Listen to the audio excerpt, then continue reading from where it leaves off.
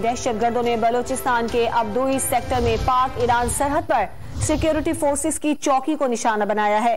शदीद फायरिंग के तबादले में लांस नाइक जहीर अहमद बहारी से लड़ते हुए शहीद हुए हैं। सिक्योरिटी फोर्सेस की फायरिंग से फरार होने वाले दहशत गर्दों को शदीद नुकसान पहुंचा है। इस बारे में बात करेंगे डॉन न्यूज के नुमाइंदे नवीद सिद्दीकी से। नवीद, बताइएगा इस हवाले से क्या अपडेट्स हैं?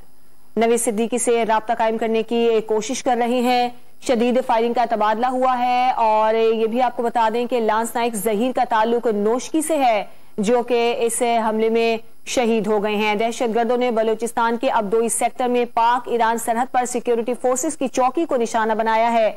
शदीद फायरिंग के तबादले में लांस नाइक जहीर अहमद बहादुरी से लड़ते हुए शहीद हो गए हैं।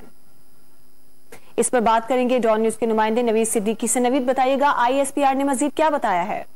ISPR के मुताबिक दहशतगर्दों के एक गिरोह ने बलूचिस्तान के अब्दोई सेक्टर में पाक ईरान सरहद पर सिक्योरिटी फोर्सेस की एक चौकी पर हमला किया है। शदीद फायरिंग के तबादले के दौरान नौशगी से ताल्लुक रखने वाले लांस नाइक जहीर अहमद बहादुरी से लड़ते हुए शहीद हो गए। सिक्योरिटी फोर्सेस की फरार होने वाले दहशतगर्दों के खिलाफ जवाबी कार्रवाई भी हुई है, उन्हें शदीद नुकसान पहुंचा है। इतलात के मुताबिक ISPR के मुताबिक पाकिस्तान की सिक्योरिटी फोर्सेस दुश्मन अनासर की ऐसी कार्रवाइयों को शिकस्त देने के लिए पुरअज़्म है। दहशतगर्दों का मकसद बलूचिस्तान के अमन को, इस्तेहकाम और तरक्की को मुतासर करना है और ये पाकिस्तान की सिक्योरिटी फोर्सेस उन्हें अपने मकासद में कामयाब नहीं होने देंगी। जी, बहुत शुक्रिया आपका नवीद सिद्दीकी तफसीलात के लिए।